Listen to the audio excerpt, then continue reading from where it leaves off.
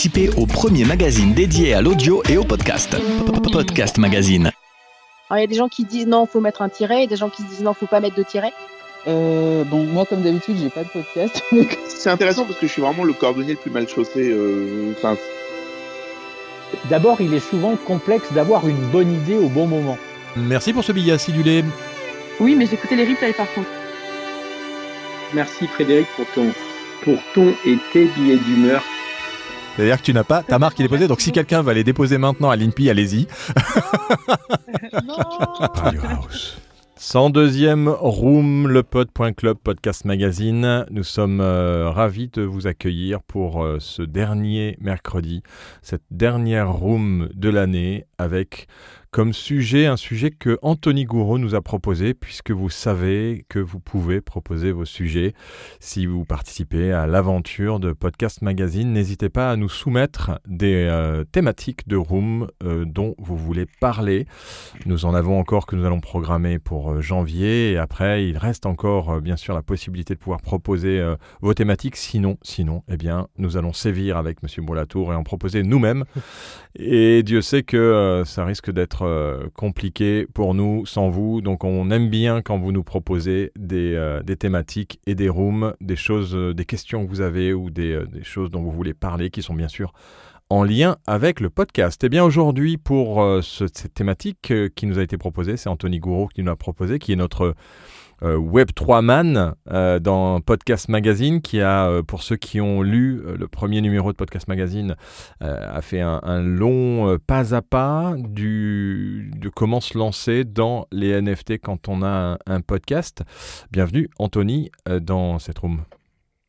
Bonjour à tous, ravi d'être là, ravi d'être dans cette room, et puis pour parler ensemble de mes deux grandes passions, le podcast et le Web3. Voilà. Oui, Donc, parce qu'il faut rappeler, tu réunies. sévissais dans un podcast qui d'ailleurs continue toujours avec Olivier Audou. Oui. Effectivement, des ondes vocast, oui. Des ondes vocast. Podcast qui parle de radio, voilà, effectivement. qui parle de radio. Et donc, alors là, tu t'es un peu spécialisé dans le Web3. On va en parler. On va faire le tour de toute cette question, de toutes ces en fait, ce côté un peu mystérieux qu'a le Web3, et en même temps qui concrétise, qui, on va dire, matérialise un certain nombre de choses digitales et numériques qui, jusqu'à maintenant, avaient des problèmes pour avoir des propriétés. Allez, on va en parler un peu plus longtemps. On a aussi Christophe Romy qui est avec nous, qui lui aussi a parlé de l'économie dans Podcast Magazine numéro 1, qui fait partie de nos cerveaux, nos rédacteurs de Podcast Magazine, et qui est aussi spécialisé dans le Web3. Salut Christophe, bienvenue avec nous dans cette room sur le Web3, qui est un peu ton cheval de bataille aussi. Non, c'est pas un cheval de bataille, je fais juste de la veille qui sert à des entreprises sur le sujet. Et donc voilà, on va en parler. Ravi d'être avec vous. Bon, eh bien, sans plus attendre, puisque Monsieur Brulatour, qui a hâte de découvrir cet univers impitoyable du Web3 et des NFT, nous a préparé un petit billet acidulé, comme il sait les rédiger. Eh bien, petit jingle et billet acidulé de Monsieur Brulatour pour démarrer. C'est parti. Radio House. Alors, je ne vais pas vous apprendre que 2022 aura été une nouvelle fois une bonne année pour le podcast français, avec des audiences toujours en hausse. Ce qui caractérise ce marché sont des progressions qui sont mensuelles. On a pu le constater grâce à la CPM et grâce à Médiamétrie tout au long de ces 12 derniers mois. Alors, ce sont des progressions qui sont plus ou moins lentes, mais surtout régulières et progressives. Donc c'est un signe de très bonne santé, même si le chemin est encore sinueux pour que le marché se stabilise. De son côté, la CPM, on peut d'ores et déjà s'attendre à ce qu'elle nous livre un bilan relativement positif des 12 derniers mois écoulés, avec, selon mes calculs et des chiffres encore absolument pas définitifs, près de 300 millions de téléchargements et d'écoutes uniquement sur les podcasts natifs qui sont certifiés par la CPM. Alors ça veut dire que ne sont pas comptabilisés la très grande majorité des podcasts qui auront été produits cette année en France. En novembre dernier, parallèlement, l'Istat Podcast de Médiamétrie indiquait que 190 millions de podcasts avaient été téléchargés et écoutés pour le seul mois de novembre. Alors c'est un résultat pour schématiser à multiplier par 11 mois, c'est absolument pas ce qu'il faut faire sur le plan scientifique, mais grosso modo et à gros traits, on va dire, on dépassera fort probablement le milliard rien qu'en 2022. Chez Médiamétrie, on comptabilise principalement le replay, c'est donc le replay qui tire les chiffres vers le haut. Ça veut dire quoi? Ça veut dire que sans la radio, le podcast en France n'existe pas. Ou pas tout à fait encore aux yeux du grand public. C'est un des enseignements, encore une fois, de cette année qui s'achève. Et probablement, ça devrait être aussi et toujours un des enseignements pour l'année 2003 qui arrive. On peut aisément imaginer qu'en 2023, par exemple, le replay radio continuera encore à porter l'ensemble du marché. Je me permets de le répéter, même si ça pique un peu aux yeux du grand public, le podcast ressemble toujours à un endroit assez, on va dire, nébuleux, un espace encore pas totalement défriché, voire même pas du tout. Alors, il suffit simplement de demander autour de vous qui a écouté, qui écoute ou qui a prévu d'écouter des podcasts pour vous apercevoir que le podcast est quand même très loin d'être un sujet de curiosité ou même de préoccupation. C'est comme ça, il faut prendre son mal en patience et il faudra probablement le prendre encore longtemps de cette manière-là. Alors il ne faut pas trop s'inspirer non plus de ce qui se passe ailleurs et notamment de ce qui se passe aux États-Unis avec ces quelques 330 millions d'auditeurs potentiels, me semble-t-il, de mémoire. Le marché est encore davantage structuré là-bas qu'il ne l'est ici. Et le potentiel, bon, vous le savez, est sans commune mesure avec le marché francophone. Si on ajoute par exemple les autres marchés anglophones, on dépasse, me semble-t-il, allègrement le milliard d'auditeurs potentiels. Bon, en Europe et en particulier en France, les habitudes d'écoute, les comportements sont aussi quelque peu assez différents. Donc, il ne faut pas s'emballer, même s'il faut demeurer attentif aux évolutions internationales qui donnent souvent d'ailleurs le pouls du marché. 2023 devrait être une année durant laquelle les studios prendront des décisions. Gageons que ces décisions, pour certaines, seront radicales, parce que le podcast natif peut difficilement vivre aujourd'hui. C'est aussi et surtout parce que les studios signent en parallèle des podcasts de marque qui sont financés par des partenaires. Ce sont des podcasts de marque qui permettent aux studios de produire des podcasts natifs et pas l'inverse. J'y vois là un marché qui n'est pas encore consolidé. À l'heure actuelle, peu de studios vivent par exemple uniquement grâce à leurs podcasts natifs. 2022, je pense, aura confirmé cette tendance et cette règle mathématique qui est implacable dans l'esprit des uns et des autres. Vous devez beaucoup générer beaucoup d'écoutes pour peu de chiffre d'affaires. Le coût pour 1000, on ne va pas le rappeler ici, mais si vous voulez générer un peu plus de chiffre d'affaires tous les mois, il faut générer beaucoup d'audience.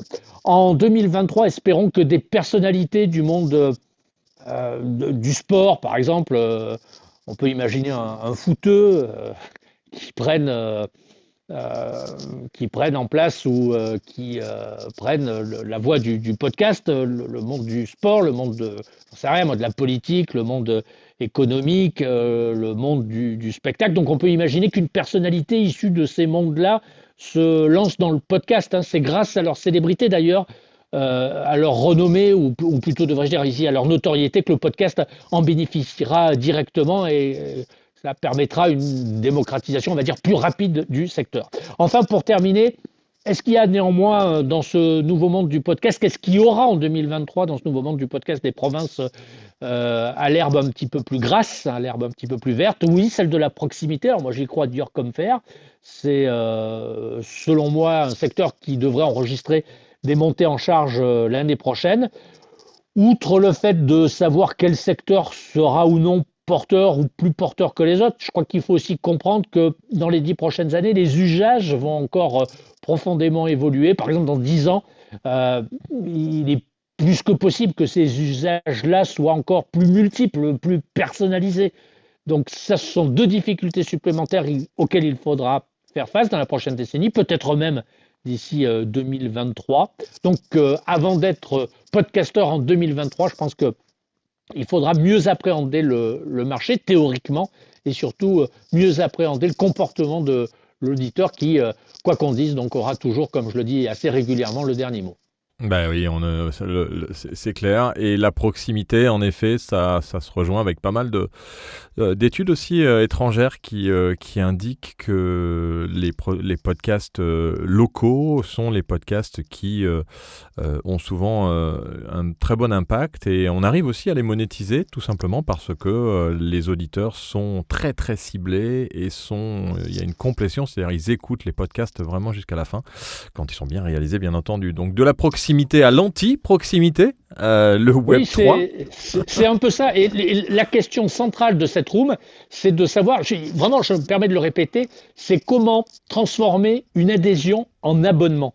C'est là votre trame. Moi, je ne connais pas les tenants et les aboutissants des outils dont vous allez parler, mais ça vaut pour l'ensemble des médias dans la prochaine décennie.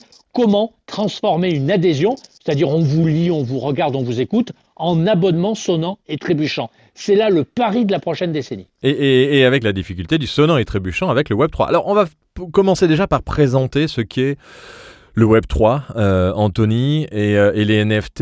Les NFT sont arrivés avant le Web3. Le Web3 est un terme qui a été lancé il n'y a pas si longtemps que ça. On peut faire un petit récap de Web3, NFT et ce que ça veut vraiment dire au final?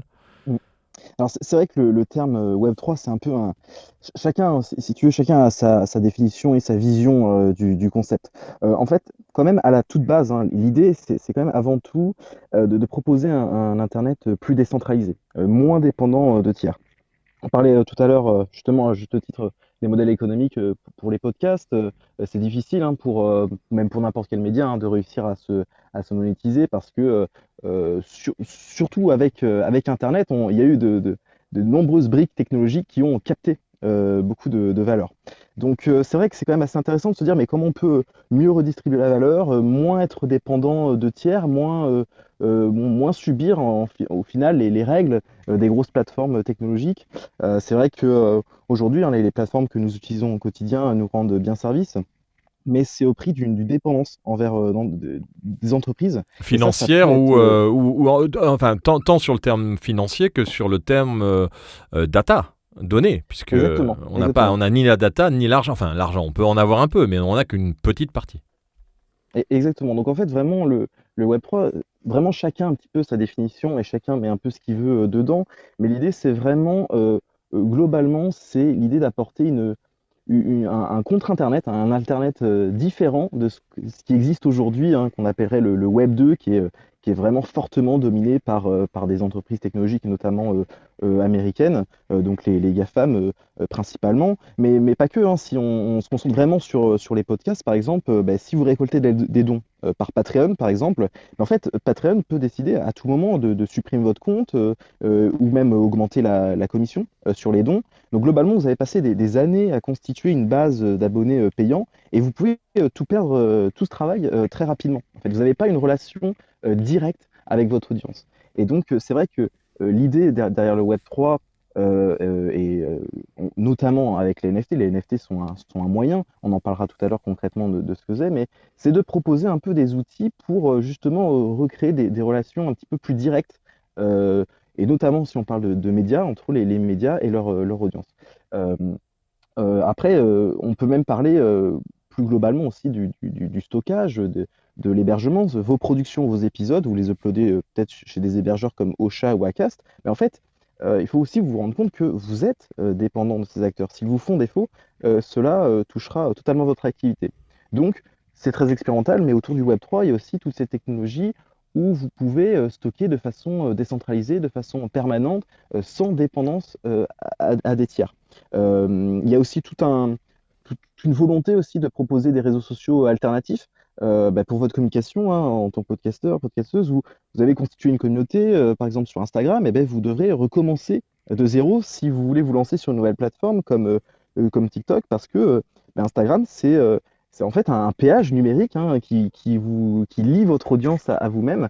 Et donc, derrière le Web3, il y a plein de projets qui essayent de recréer un petit peu un lien plus direct, recréer un Internet beaucoup plus décentraliser, revenir aussi aux fondamentaux d'Internet aussi, hein, parce que si on s'intéresse un peu à l'histoire d'Internet, à la base, Internet n'appartient à personne, par exemple. Hein, Alors, donc pas c'est ça, le Web3, c'est on veut que... alors, mais s'il appuie Instagram, ça veut dire quoi? Ça veut dire qu'il va y avoir un espèce d'Instagram Web3 qui n'a pas de lieu défini de stockage et où s'il y en a un s'il y a un serveur qui s'arrête, tu es quand même ailleurs, c'est ça? C'est cette Alors, décentralisation, c'est cette toile d'araignée qui fait qu'il y a des nouvelles applis ou des nouveaux réseaux sociaux qui vont se lancer avec le concept Web3 en disant vos données ou le stockage ne nous appartient pas? et ben, c'est là qu'intervient la fameuse blockchain, hein, vous avez sûrement entendu parler de ce terme. En fait, une blockchain, c'est ni plus ni moins qu'une base de données. Alors, je ne sais pas si tout le monde voit à peu près ce qu'est une base de données, mais par exemple, toutes vos données sur Instagram sont sur des ordinateurs, des serveurs, C'est un qui sont Excel, contrôlés. un gros Excel, Voilà, quoi. voilà, exactement, qui sont contrôlés par Instagram. Donc, l'idée derrière une blockchain, alors il existe plusieurs blockchains, hein, chacun a ses spécificités. Bitcoin, le réseau Bitcoin, c'est la toute première blockchain et ça a été essentiellement pensé pour faire du paiement pair à pair, mais il y a d'autres blockchains, notamment la blockchain Ethereum, qui veut aller un petit peu plus loin que le paiement et veut vraiment proposer des applications décentralisées. Bien, l'intérêt d'une blockchain, c'est que c'est une base de données qui est publique, qui n'est pas contrôlée par une entreprise. En fait, elle est publique en lecture et en écriture, c'est-à-dire que tout le monde peut lire ce qu'il y a dans la blockchain et aussi écrire dedans, en fait. Alors, bien entendu, pour pas que ce soit le chaos complet, il y a des mécanismes très très De intéressants vérification? voilà, de vérification. En fait, c'est un petit peu plus, ça va un petit peu plus loin. En fait, il y a des incitations économiques. Donc, c'est pour ça qu'on parle beaucoup quand même d'argent, en fait, mais parce que bah, pour que ça fonctionne, il faut des incitations. Et en fait, le fait que des blockchains fonctionnent et tiennent la route, c'est que c'est plus rentable de bien entretenir et de contribuer favorablement au réseau, favorablement à la blockchain, plutôt que l'attaquer. L'attaquer vous coûtera beaucoup trop cher. Voilà, si vous voulez vous amuser à contrer, voilà, à faire tomber Bitcoin, ça vous coûtera beaucoup trop cher.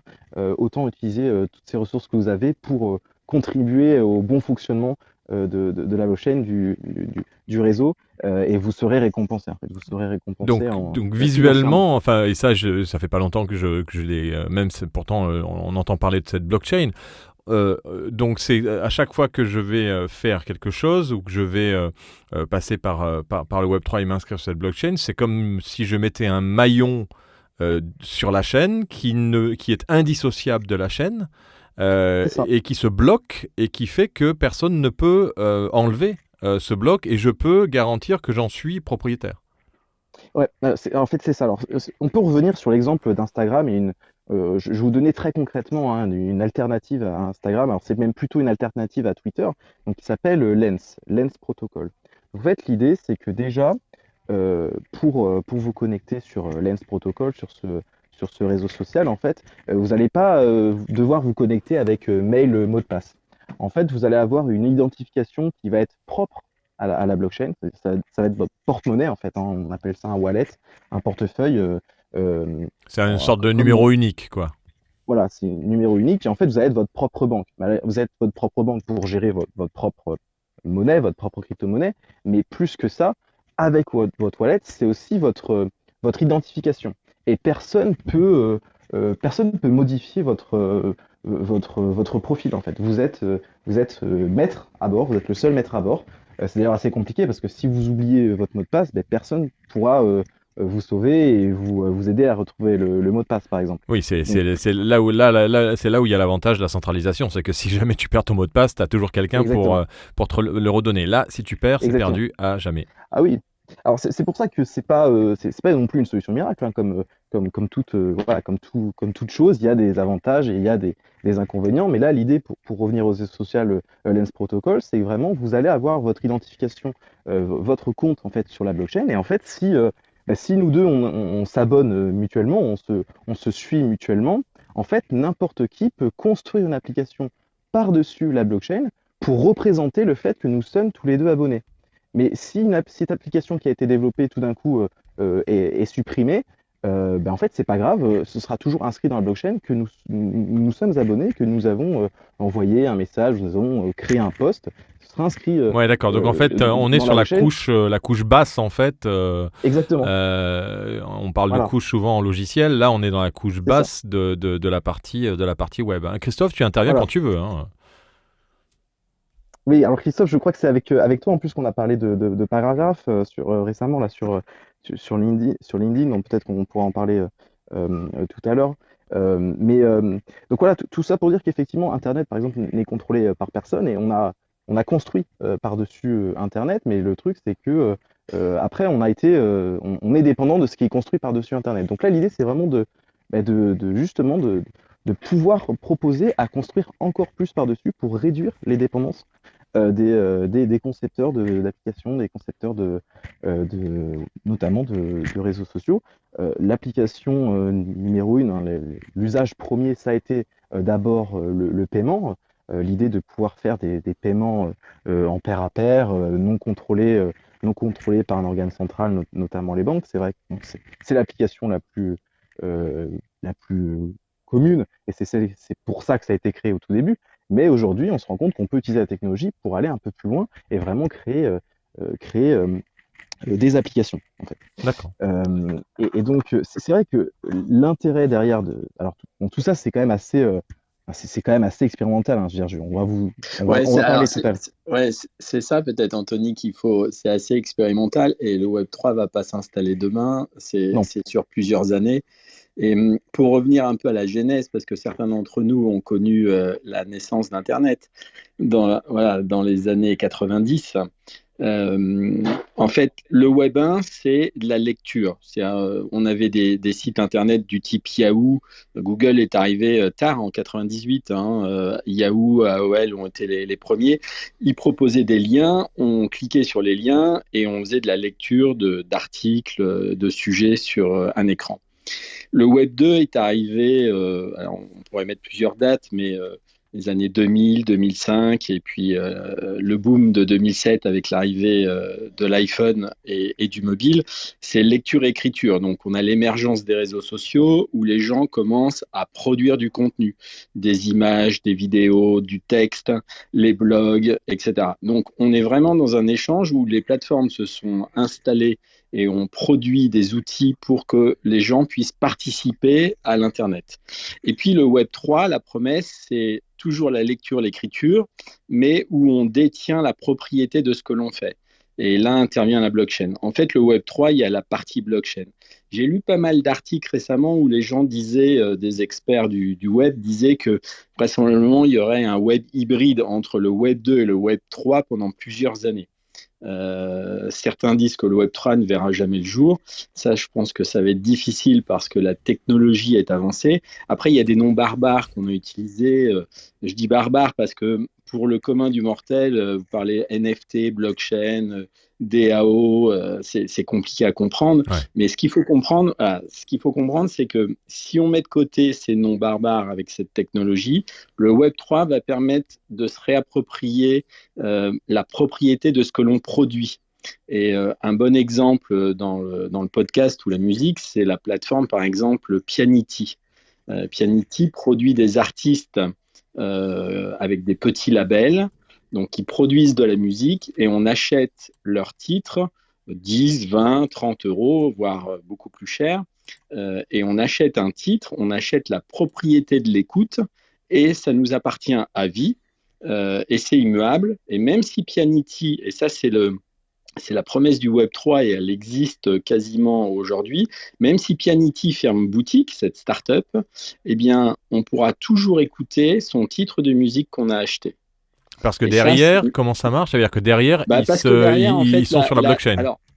Oui, ce qu'il faut comprendre, c'est que la décentralisation, aujourd'hui, elle s'appuie quand même sur le Web 2, elle s'appuie sur les grands acteurs qui font l'hébergement, comme Amazon, comme Google Cloud, etc. Donc, le Web 3 est à cheval entre, voilà, c'est pas un Web 3 à 100%. Mais pour vous donner une illustration, il y a une start-up qui s'est créée il y a quelques années, il y a 2-3 ans, qui s'appelle Nodle, essentiellement sur mobile, et ça donne la bonne compréhension de ce que sera le Web3 demain. Cette application mobile, Nodle, c'est Nodle. En fait, elle permet de partager la puissance de ce qu'on a dans son smartphone, alors 10 000, 100 000, 1 million sur la Terre, et de pouvoir échanger des fichiers. Et là, en l'occurrence, la partie Bluetooth, d'utiliser la puissance du Bluetooth. Et donc, en fait, le réseau n'appartient à personne. Il est envoyé à travers cette application sur tous les smartphones de ceux qui auront téléchargé Nodle. Ouais. Et donc ça, c'est intéressant. Bon, ça existe depuis longtemps, hein. C'est le peer-to-peer. Certains l'appellent le mesh, etc. Mais voilà, c'est-à-dire que l'intégration d'un service n'est plus dans un serveur hébergé chez Amazon ou chez votre hébergeur. Il est sur 1000 serveurs. Et si on coupe, c'est ce qu'a dit Anthony, d'ailleurs le départ du web c'est ça, hein, puisque c'est militaire, et c'était face à une attaque nucléaire de se dire si on est coupé un réseau, un deuxième est existant, un troisième est existant, etc. etc. Donc voilà, ça c'est la promesse du web, c'est que voilà. Donc ça, grosso modo, c'est ça. Alors, on va en revenir au podcast parce que c'est un peu, Oui. peu le concept de la room mais il fallait déjà comprendre le Web 3. Fred, est-ce que tu comprends maintenant si tu as écouté ou tu as écrit 3 articles pendant qu'ils expliquaient ce qu'était le Web 3 ce qui est tout à fait possible, je le connais. Le bougre, ça se trouve, il nous écoute même plus. Donc, on a expliqué le Web 3. Si, je suis là, mais ouais. Oui, j'avoue que... Oui. Non, mais je sais bien. J'avoue que c'est très, très particulièrement technique. Ouais. Alors, on essaie justement de ne pas le rendre technique, mais l'idée c'était vraiment d'expliquer le Alors, il va Web falloir, 3. Les gars, il va falloir prendre votre élan. Oui, mais Ouais, oui, non, mais exemple, on y va. Sur le podcast, par exemple, moi je rêverais qu'il existe une plateforme. Aujourd'hui, si on produit un podcast, on est obligé de passer par un hébergeur de type Acast ou Oshea, on est d'accord, et de publier ce podcast à travers eux. Et après, ces gens-là vont le republier sur Deezer, Spotify et Apple. On est d'accord là-dessus. Ouais, alors on peut Ce aussi. qui est même pire, c'est qu'en plus, ils maîtrisent totalement le fil RSS, qui est quand même le cœur du podcast. Et ils mettent, enfin voilà, en tant que podcasteur, ne pas contrôler pleinement son fil RSS, ça peut aussi poser problème si on veut proposer d'autres fonctionnalités, on veut proposer certaines choses auprès de son audience. On est un peu dépendant des fonctionnalités proposées par son hébergeur. Mais rien n'empêche d'autant qu'on que héberge c'est ça sur son WordPress aussi. On peut très bien avoir un WordPress. Il y a des applications aujourd'hui et nous on a regardé là parce qu'on est en train de faire un top, une explication de tous les hébergeurs et toutes les solutions que offrent les hébergeurs dans Podcast Magazine numéro 2 avec Étienne. Et on est en train de regarder, on a récupéré des chiffres avec des datas pour savoir combien de podcasts sont hébergés chez les hébergeurs. Il y a plusieurs lignes qui ressortent avec marqué WordPress. Donc il y a beaucoup de gens qui auto-hébergent leur WordPress. Alors on est quand même chez un OVH ou chez un... Mais là on peut pas s'en affranchir, à moins que le Web3 y permette. En fait, on parlait tout à l'heure par exemple de Pianity, ou l'idée de pouvoir avoir de la musique, qui même si Pianity disparaît, qu'on puisse continuer à écouter de la musique. En fait, en réalité, il existe des technologies de stockage décentralisé. Alors, il y a du stockage permanent, Arweave. Donc, la promesse d'Arweave, c'est on paye assez cher, mais la promesse derrière, c'est que le stockage est à vie. On paye et le stockage est à vie, c'est garanti à vie. Ouais, je vois pas comment ils peuvent garantir ça, mais bon. Alors, c'est vrai qu'Arweave, c'est assez complexe. Les trucs à vie. J'ai toujours un petit peu du mal. Par contre, la technologie, pour le coup, que moi j'apprécie beaucoup, c'est IPFS. Donc là, IPFS, pour le coup, c'est vraiment l'idée que chacun peut devenir son serveur de fichiers, et on sauvegarde chacun de notre côté une copie d'un même fichier. Et donc pour la même adresse, c'est-à-dire que le même lien, on peut un coup récupérer chez toi, un coup récupérer chez le voisin, si les deux ont stocké. Ouais, donc en fait, alors pour expliquer plus clairement, et puis après on va vraiment rentrer dans le vif du sujet du podcast, ça veut dire que au lieu d'avoir mon MP3 qui va être à un endroit chez Monsieur OVH, Ça me permet contrôlé par une entreprise. de diviser comme le peer-to-peer à l'époque, ou les logiciels là qui nous permettaient de pouvoir télécharger des fichiers et des vidéos et des films de manière gratuite, et on allait chercher dans le serveur qui était disponible, et on voyait le nombre de serveurs qui étaient dispo, en fait, et s'il y en a un qui était plus dispo, hop, on allait chercher chez l'autre. Donc c'est ça en fait, c'est le partage total du stockage de mon fichier qui fait que si je veux le récupérer, je le récupère quoi qu'il arrive, et je suis pas bloqué à un hébergeur ou à un Ionos ou un OVH. Exactement, oui. Ok. Et donc du coup, par-dessus, si tu veux, on utilise une technologie justement avec une blockchain qui s'appelle Filecoin pour justement qu'il y ait des incitations économiques pour en fait récompenser justement tous ceux qui vont stocker puis servir les fichiers. Donc Donc là, incitation économique, ça veut dire qu'on est payé un peu comme, je sais pas s'il y en a qui connaissent le Bitcoin ou toutes ces technologies crypto-monnaies, mais en gros, on utilise sa carte graphique et son énergie, et puisqu'on utilise sa carte graphique et son énergie, on est rémunéré avec des poussières de Bitcoin ou des poussières d'Ethereum, si on a un Donc, compte et si on mine en fait, dans le cas de Filecoin, ça va pas être de l'énergie comme ça va être vraiment ton disque dur et ta bande passante. Et donc c'est assez simple parce que ça veut dire qu'en fait il n'y a plus une entreprise qui a droit de vie ou de mort sur tes fichiers, quoi. J'avais entendu une fois que Skype faisait ça, c'est-à-dire que je ne sais plus s'il continue à le faire, c'est que quand on avait Skype de branché, on pouvait, mais c'était à l'époque où on n'avait pas la fibre optique, il pouvait passer par notre connexion Internet pour récupérer la bande passante pour d'autres personnes. Et j'avais entendu parler de ça il y a peut-être une dizaine d'années. Maintenant, ça a dû changer. Il y a plusieurs entreprises qui ont fait ça, mais ça continue. Ce que je t'expliquais avec Nodel, c'est exactement ça.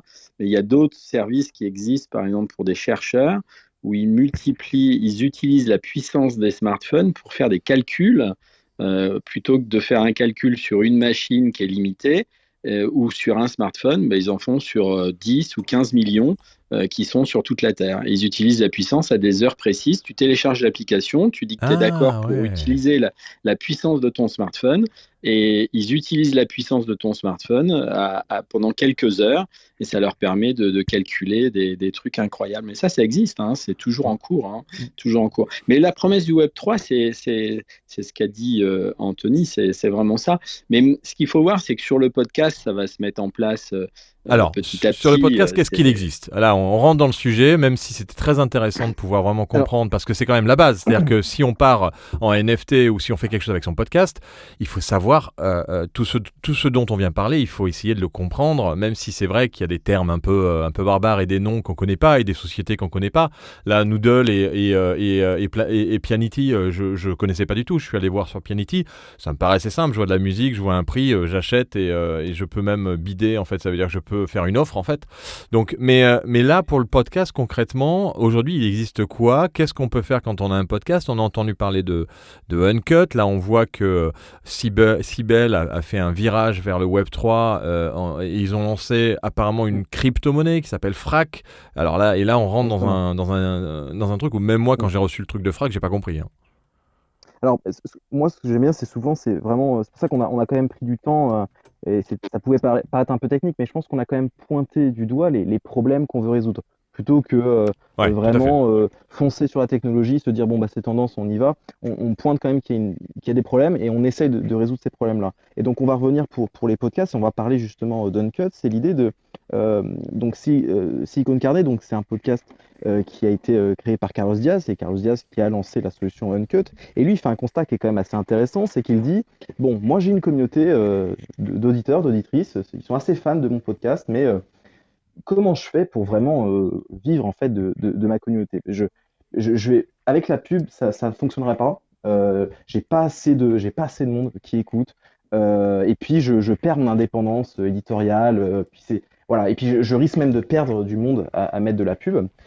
Ensuite, les dons, le problème c'est que c'est bien beau de faire des dons, mais à force, ça scale pas, quoi. Les auditeurs peuvent à la rigueur faire des dons pour 1, 2, 3 émissions, mais après, oui,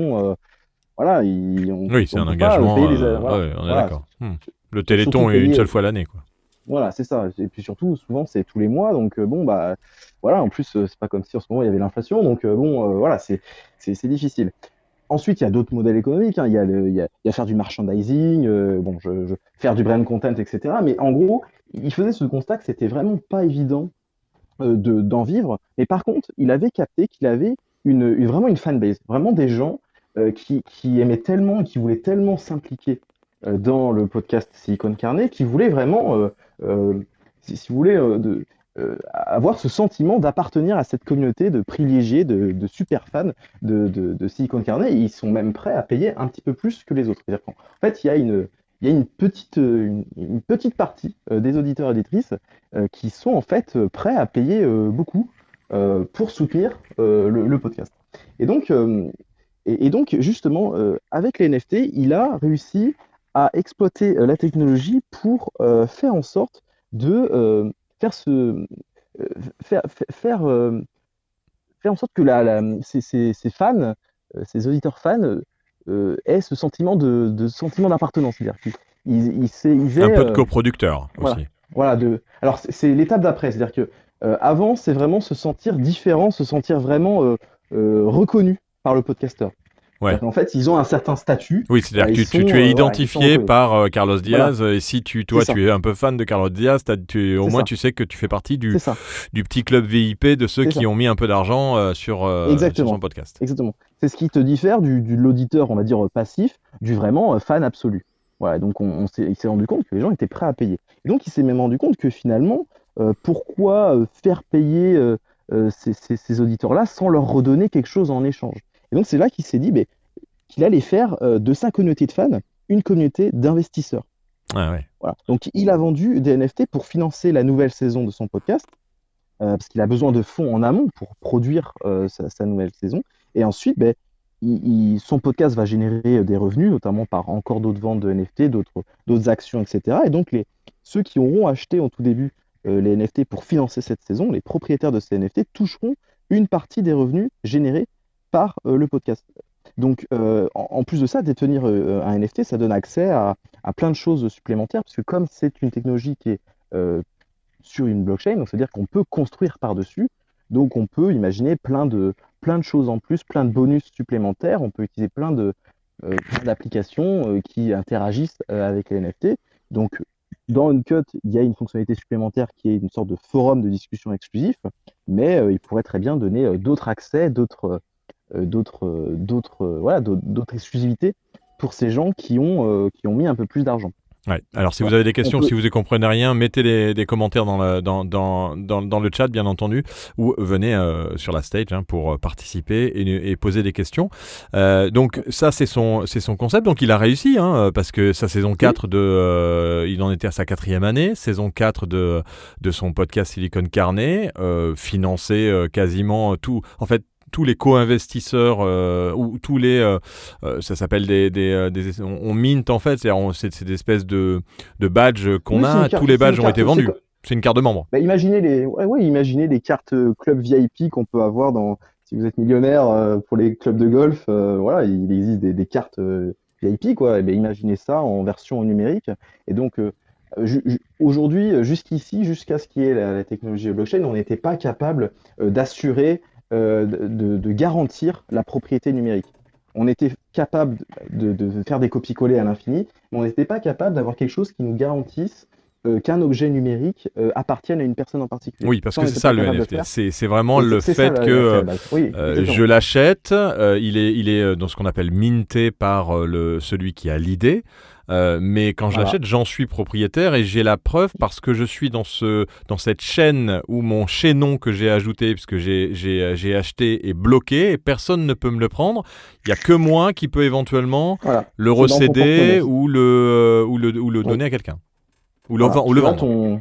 Tu as ton coffre-fort, ton coffre-fort numérique, ton coffre-fort virtuel, où tu mets de la monnaie numérique, mais aussi des passes, des accès VIP, et tout ça est public et n'importe qui peut construire par-dessus. C'est-à-dire que Uncut peut s'arrêter demain, tu auras toujours ton wallet avec tes NFT, et on peut très bien imaginer que moi, je construirai un truc par-dessus, et je construirai pour pour les fans de Silicon Carnet. Ça, c'est Ouais, c'est ça. Donc, totalement oui. possible. Donc, en Alors, fait, c'est vraiment ce côté propriété, ce côté matériel qu'on donne à quelque chose qui est totalement immatériel et qui était un problème aujourd'hui pour beaucoup, pour les musiciens, pour les artistes numériques, pour beaucoup de professionnels. La propriété était un enjeu majeur et donc on passait par des sociétés pour garantir qu'on était l'initiateur, l'INPI pour les marques. On faisait des dépôts avec des enveloppes solo, on envoyait donc il y avait toujours et la SACEM pour c'était montrer opaque. qu'on est propriétaire et c'est opaque et en plus il y en a qui se rincent au passage. Exactement. Et d'ailleurs, ça me fait penser. Alors, je sais que la SACEM est en train de travailler sur ces sujets-là. Ils sont en train d'imaginer peut-être le futur des droits Ils ont d'auteur lancé sur une blockchain. un NFT là, j'ai vu, je n'ai pas compris, mais ils ont lancé un Alors, NFT, la SACEM et oui, on sent que là, c'était plus de une news. expérimentation pour dire, voilà, on est sur le sujet, mais il n'était pas question vraiment des droits d'auteur. Par contre, c'est vrai que j'étais tombé sur un DJ qui proposait ses compos originales en NFT. Et donc, ça veut dire que si vous achetiez un de ces NFT, vous aviez la preuve irréfutable que vous déteniez les droits et vous pouviez utiliser sa production pour vos podcasts, pour vos épisodes. Ah oui, c'est-à-dire qu'il n'y a plus Voilà. il y a plus de droit d'auteur derrière puisque vous êtes Voilà, c'est propriétaire. ça. Et moi, je sais que quand j'ai fait mon podcast, j'aurais aimé en fait pouvoir très facilement acquérir des droits depuis Et donc, depuis mon bureau. est-ce que ça peut être ça au final pour un podcasteur de dire, ben voilà, vous voulez utiliser mon podcast avec le NFT, vous cliquez là et vous avez le droit qui est garanti, ça vaut coup de temps et en fait, c'est de devenir un peu une Ouais. sorte de boutique possible quand on va réutiliser le contenu parce qu'aujourd'hui, en presse écrite, il y a le Centre français de la copie, il y a toujours ces systèmes de droits d'auteur, mais c'est sur déclaration. Et la déclaration, C'est on ça. sait que c'est très compliqué. Alors en radio, c'est Et encore pire surtout, que c'est tout. qu'il y a un intermédiaire. Il y a un intermédiaire. Et il y a un intermédiaire. Là, il n'y en a pas, c'est ça. C'est On ça. supprime les intermédiaires des droits d'auteur Mm. qu'on peut avoir sur les contenus qu'on crée, qu'on soit d'ailleurs un auteur, un compositeur, un musicien, enfin, tout artiste numérique en fait. Mm, mm. Mais après, on peut reprendre aussi ce qu'on a fait nous avec Podcast Magazine pour bien comprendre aussi l'intérêt du NFT. Donc, première expérimentation que nous avons fait. Donc, si vous allez sur podcastmagazine.fr/NFT, vous pouvez vous rendre compte que vous pouvez avoir un abonnement à vie sous forme de NFT. Et donc, si vous l'achetez, ensuite, donc, vous avez un NFT. Ce NFT-là vous permet de débloquer sur le site la liseuse. Et ce NFT-là vous donne vraiment un accès à vie. Et donc l'intérêt d'utiliser un NFT, déjà, c'est que vous pourrez le revendre aussi, cet accès-là, plus tard. C'est-à-dire que vous l'achetez là pour l'instant, mais peut-être que plus tard, vous ne serez pas satisfait, vous n'aimez plus Podcast Magazine, ou au contraire, Podcast Magazine s'est vraiment développé et vous avez eu un abonnement à vie vraiment pas cher et vous vous rendez compte qu'à la revente, ben, ça vous fait une plus-value.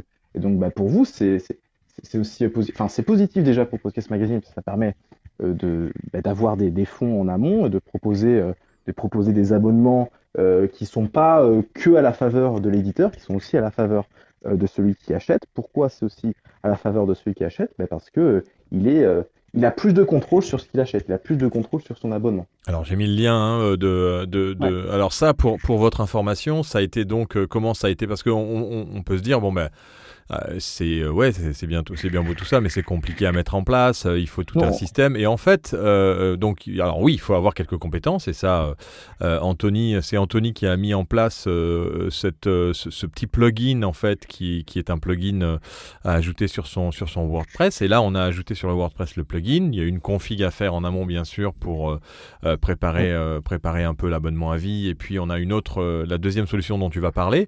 Mais c'est vrai que c'est accessible un peu à tout le monde ça, Oui, avec un parce peu que d'huile de coude, avec un peu d'huile de coude. ben, en fait, là, ce qu'il y a sur podcastmagazine.fr, il y a quand même une abstraction par-dessus où même si vous n'avez pas de portefeuille, vous avez zéro connaissance en Web3, en fait, c'est pas du tout problématique puisque vous cliquez sur le bouton et vous pouvez commencer avec un mail et automatiquement l'outil va générer pour vous un portefeuille, etc. Donc vous pouvez vous connecter juste avec un mail et mot de passe et vous n'avez pas besoin forcément de payer en crypto-monnaie, vous pouvez aussi payer par carte bancaire. Donc on a aussi fait en sorte, et c'est vrai que tu disais tout à l'heure, on parlait tout à l'heure de web intermédiaire, Bon, bah là, on est pleinement dedans, c'est qu'on a conscience qu'on peut pas imaginer que les gens ont un portefeuille et qu'ils vont payer leur abonnement, leur NFT en crypto. Là, on propose une sorte de passerelle pour que tous ceux qui n'ont pas de wallet, on leur crée automatiquement à partir d'un mail. Tous ceux qui n'ont pas de crypto-monnaie, ils peuvent payer directement par carte bancaire. Donc, Et d'ailleurs, ce que tu as mis en place, c'est le tutoriel qui est expliqué dans Podcast Magazine numéro 1. Donc, on vous a carrément donné les clés pour pouvoir le faire vous-même avec tous les outils. Donc, c'est pas nous. L'objectif était vraiment d'expérimenter avec Anthony et de montrer à quoi ça pouvait servir et quelle était la complexité à mettre en place. Et ben là, vous avez tout avec Podcast Magazine numéro 1 et puis le résultat final pour ceux qui veulent voir à quoi ça ressemble quand on met son mail, quand on a un crypto wallet ou quand on a simplement une carte bleue.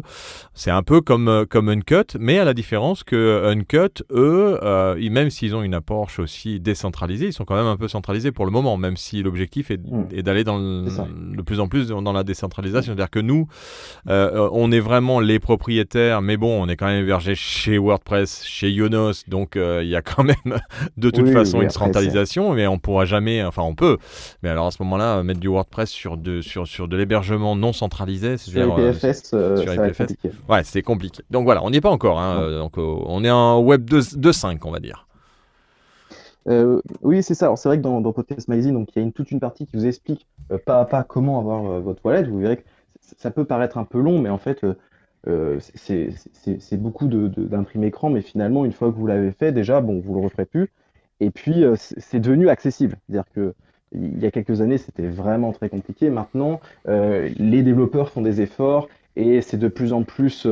C'est d'ailleurs pour ça qu'il y a eu une certaine hype des NFT aussi l'année dernière, parce que ça devient de plus en plus accessible. Et à noter aussi que grâce à Stripe, qui est très avancé dans les crypto-monnaies, dans le paiement en crypto-monnaie, une des difficultés à l'époque pour faire des paiements à NFT, et surtout récupérer l'argent, puisque vous savez, les NFT, c'est en crypto-monnaie, donc c'est en Ethereum ou en Bitcoin ou en autre. Il y a plus d'une centaine de crypto-monnaies, je pense, ou même plus, Anthony. Je ne sais pas combien il y en a. Oui, parce que là, n'importe qui peut créer sa propre crypto-monnaie. La preuve, d'ailleurs, on va parler un peu avant de terminer de Cybelle rapidement, même si on n'a pas toutes les infos. Des cryptos, il y en a plus de 1500 aujourd'hui. Ah ben voilà, 1500 cryptos. Mais disons que sur les 1500, il y en a une centaine qui sont sur les wallets quand tu veux investir dans de la crypto-monnaie. Mais c'est un autre sujet, ça, je pense que c'est un autre sujet. Je vais devoir vous quitter, je suis désolé. Bien sûr, merci Christophe. C'est passionnant, mais il pourrait y avoir plein de rooms par secteur. C'est parce que les NFT, c'est une chose. Le stockage est une autre, la production en est une autre. Une DAO, on n'a pas parlé de DAO, mais les podcasteurs pourraient maîtriser leur production, leur vente à travers une DAO et être complètement autonomes. Enfin, il y a beaucoup de sujets à apporter. Regarde bien Pianity, Philippe. Ouais, je vais aller voir. Même Bruno regarde bien Pianity parce que c'est un modèle qui pourrait se reporter quasiment à 100% sur l'écosystème et l'économie du podcast. Ah ouais. PIANITY.com, pianity.com, et vous allez dans Market et vous allez le marché de la musique et pourquoi pas un marché du podcast.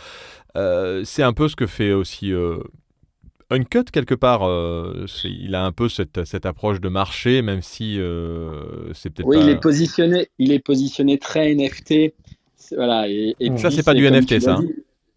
Pianity, ils offrent des NFT, mais c'est une plateforme où les artistes produisent leur musique, si tu veux, à destination de leur communauté, parce qu'on n'en a pas parlé, mais ça pourrait être aussi une roue sur la communauté. Le Web3, c'est aussi permettre à la communauté de voter, d'acheter, de plébisciter, de posséder. Enfin, voilà, et c'est ce qu'on appelle ce smart contract et le contrat qu'on fait aussi pour générer un peu ces NFT. Et ensuite, derrière, on peut aller plus loin en faisant aussi participer ceux qui ont acheté ces NFT dans un autre contrat qui s'appelle la DAO, c'est ça, si j'ai bien compris?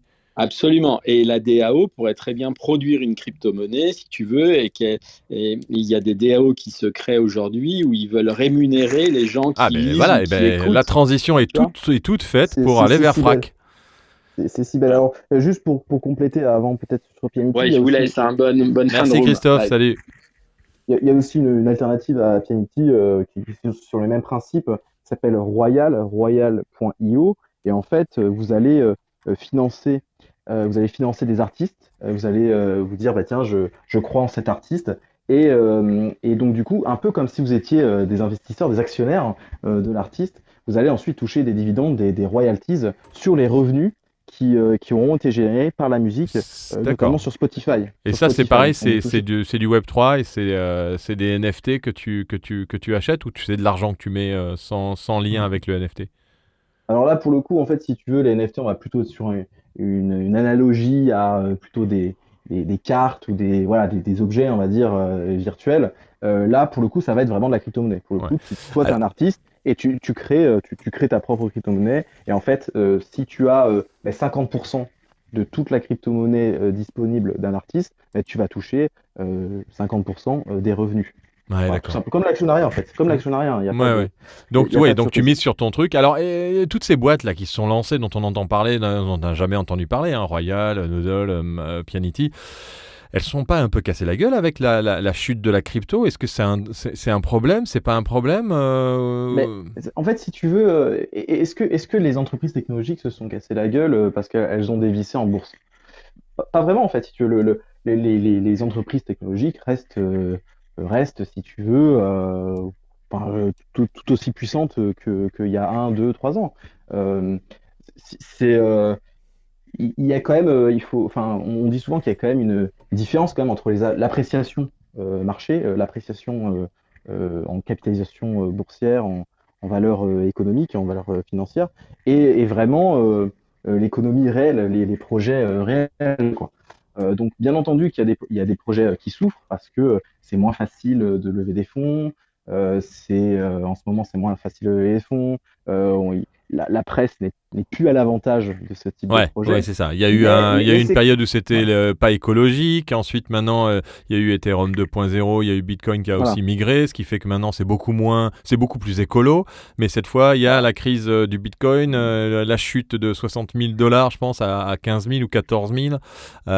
Donc, avec des sociétés qui en termes d'argent, ça fait plus d'un an quand même que ça chute. Oui, mais après, globalement, ça peut s'appliquer un petit peu à tous les, Oui, non, mais c'est pareil pour, un je peu te à dis, tous les, un peu la tous les bourse, secteurs. Voilà. la bourse, c'est pareil aussi. Voilà, Alors, on va terminer avec Sibel quand même. Frac. Ouais, Ouais. Sibel qui est quand même une plateforme 100% podcast à l'origine, qui a été lancée par deux associés et dont une d'ailleurs qu'on a reçue dans un radio tour au début quand elle s'est lancée. Et puis ils sont partis sur de la production de fiction en faisant beaucoup de podcasts. Et puis d'un seul coup, on en a plus beaucoup entendu parler. Ils sont partis dans le Web3. Et là, apparemment, ils ont lancé leur crypto et un peu ce qu'expliquait Christophe Romeilly tout à l'heure, c'est-à-dire la possibilité de pouvoir en fait miser sur des podcasts ou sur des contenus, parce qu'ils vont au-delà du podcast, et utiliser leur propre monnaie et être rémunérés aussi. Alors, si je peux faire un petit peu de teasing, normalement, on devrait en savoir un peu plus. Ce sera dans le numéro 3 de Podcast Magazine. On va essayer de faire un dossier le plus complet possible pour bien expliquer, ce que fait Leur Sibel, virage, ouais. avec Frac, leur virage. C'est vrai que là, ils viennent tout juste de se lancer, donc c'est encore, voilà, il faut quand même un petit peu de temps pour prendre du recul, mais c'est pour ça que je parlais de Royal et à la suite de Pianity, c'est que globalement, l'idée est à peu près, c'est à peu près ça. C'est-à-dire qu'en fait, on va chacun avoir la possibilité d'investir dans un créateur ou une créatrice de contenu, et ensuite, il y aura une sorte de reversement de dividendes. Alors là, par contre, c'est vrai qu'on récompense et les utilisateurs et les producteurs de contenu. Oui, parce que quand on écoute aussi, on est rémunéré.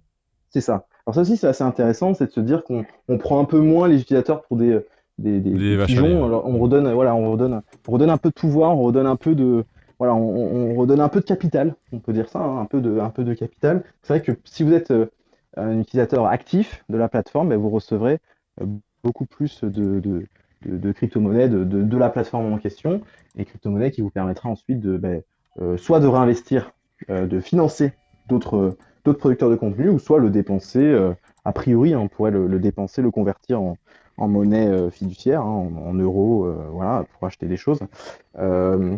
Bon, l'idée, voilà, c'est ça, c'est d'investir dans les contenus et aussi récompenser les utilisateurs de la plateforme.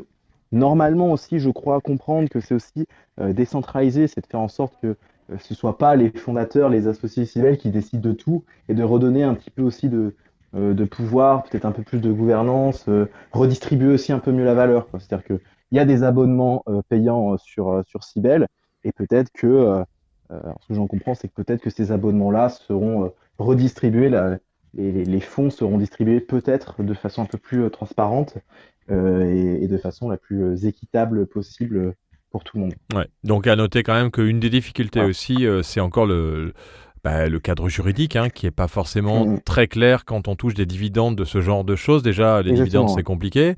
Récupérer de l'argent de la crypto-monnaie, donc maintenant Stripe a fait des solutions très simples, ce qui fait que vous pouvez récupérer en sonnant et trébuchant de l'argent qui est payé sur des NFT que vous vendez. Alors, si je peux me permettre, Oui. là pour Stripe, c'est vraiment spécifique à Unlock Protocol. C'est que en fait, comme on accepte les paiements par carte bancaire, si tu veux, ça ne passe même pas par la case crypto, les paiements, ça va directement sur Stripe. Ouais, c'est ça. Dans ce cas très précis.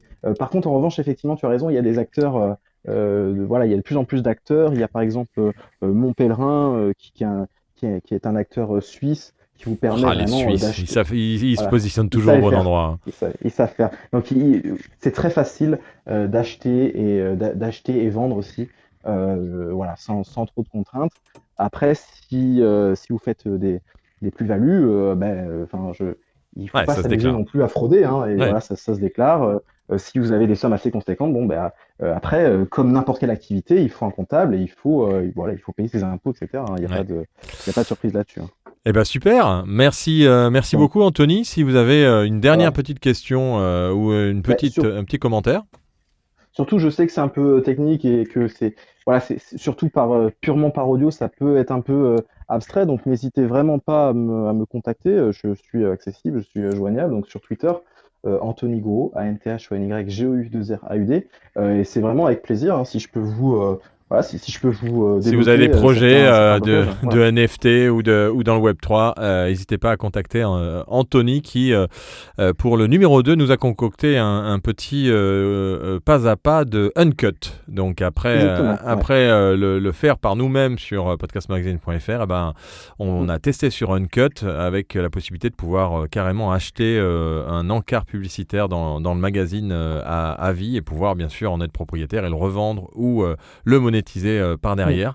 Et ça, tu vois, c'est encore un exemple qui n'est possible qu'avec une technologie comme les NFT. C'est cette nouvelle forme de levée de fonds, mais de levée de fonds un petit peu différente, quoi. C'est-à-dire que au lieu que tu distribues là avec Podcast Magazine du capital ou que ce soit un emprunt ou quoi, là tu distribues de la visibilité en fait. Tu distribues de l'espace de visibilité. Donc c'est intéressant notamment pour des annonceurs, hein. Je crois que le prix, c'est globalement le prix comme si on annonçait sur un seul numéro, hein, si j'avais vu un peu les prix. Donc c'est assez intéressant. Et toi, tu récompenses ceux qui financent en amont, parce que si le programme, si Podcast Magazine fonctionne et cartonne, peut-être qu'il y aura peut-être une plus-value à faire, soit financière, soit en termes de visibilité. Et puis quand tu es un peu propriétaire, ça t'appartient, donc tu as tendance un peu à le défendre Exactement. plus et à t'investir Exactement. plus pour le faire connaître. Alors que je parie que de tous les annonceurs, souvent chacun défend un peu son bout de gras et un jour, voilà, on fait de la pub, on est ensemble, mais après, chacun redéfend ses intérêts. Donc effectivement, quand tu deviens propriétaire, tu es un peu plus impliqué, tu as un peu plus à cœur que le projet fonctionne derrière. Donc c'est vraiment assez intéressant, quoi. Ouais. Mais après, Mais c'est encore tout neuf. C'est Donc déjà que le expérimental. podcast, tout le monde ne le connaît pas, le NFT, c'est encore pire. C'est ça. Donc ça Mais fait... imaginez tous ceux qui se sont intéressés à Internet avant 2000 et qui ont qui ont profité justement du moment où c'était pas très accessible pour vraiment monter en compétence. Et bien après, ils ont pu vraiment se développer dans les années 2000. Ouais. Donc ça voilà, peut c'est pour créer ça des que je vous vocations. encourage. Ouais, et puis on vous invite Encourage à suivre à suivre Flavie Prévost qui est sur LinkedIn, qui s'intéresse au Web3 et qui est pareil, alors qui est complètement novice, et elle a lancé un podcast avec une structure collective qui s'appelle Fleet.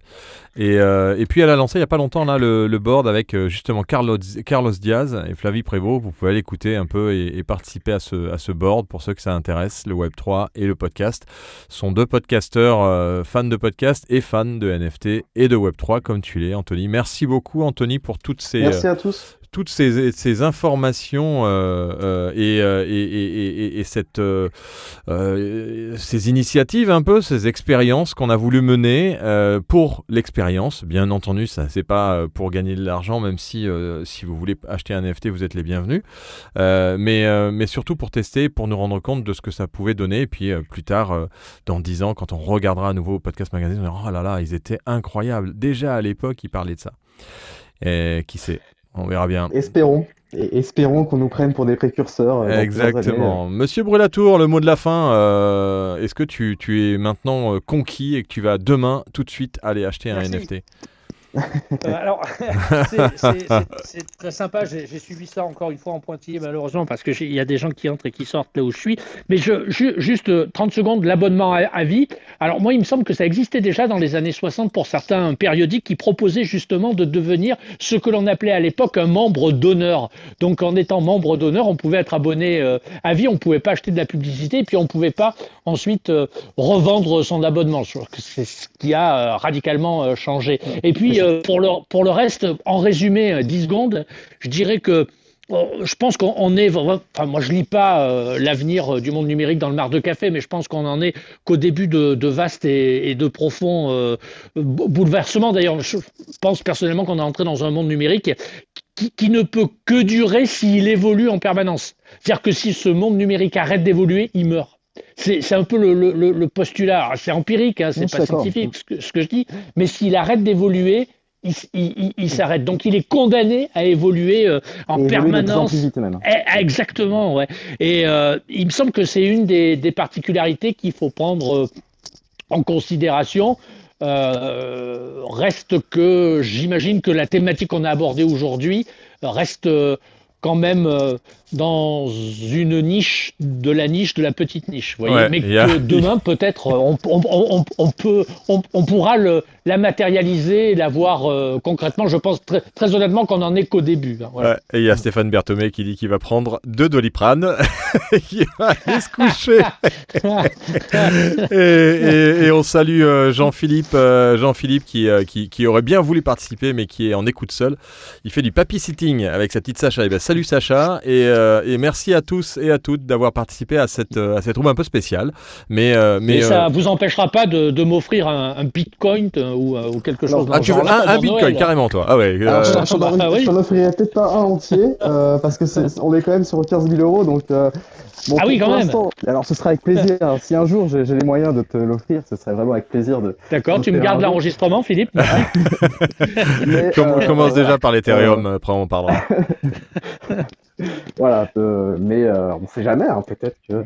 Non, mais vous êtes les Christophe Colomb de sujets qui seront ensuite analysés en long, en large et en travers et utilisés dans les prochains mois et les prochaines années, j'en suis sûr. Ouais, on s'en rappellera, Et merci à Christian qui nous dit super initiative de proposer espace de visibilité via ce NFT. Donc merci pour ce retour. Ouais, et puis bonjour à tous les auditeurs et auditrices qui nous écoutent en replay. Il y en a toujours un grand nombre qui continuent chaque épisode à écouter, à s'abonner à notre flux RSS. Et puis bonne fête aussi. Et bonne fête à tous et à toutes, puisqu'on ne se retrouve pas le mercredi prochain.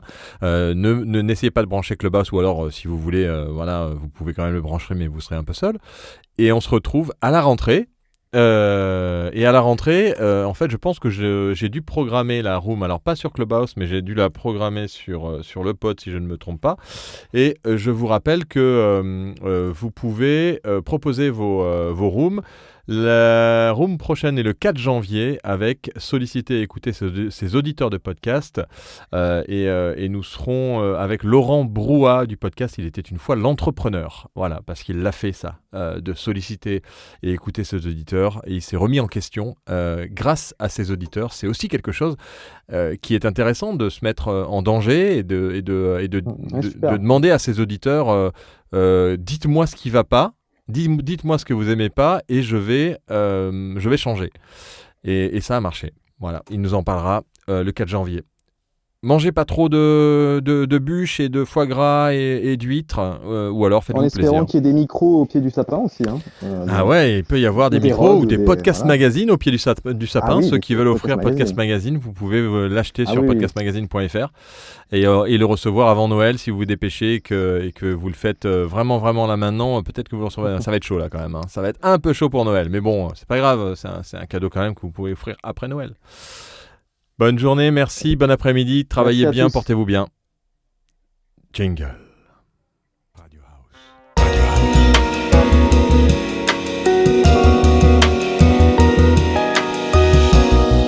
Une production Radio House.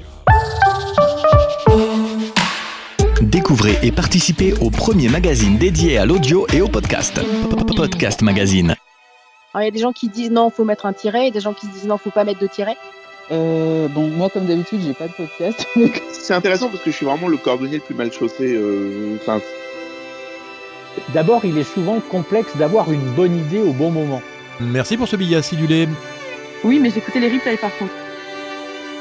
Merci Frédéric pour ton et tes billets d'humeur. C'est-à-dire que tu n'as pas ta marque, il est posée. Donc si quelqu'un va les déposer maintenant à l'INPI, allez-y. Non. Radio House.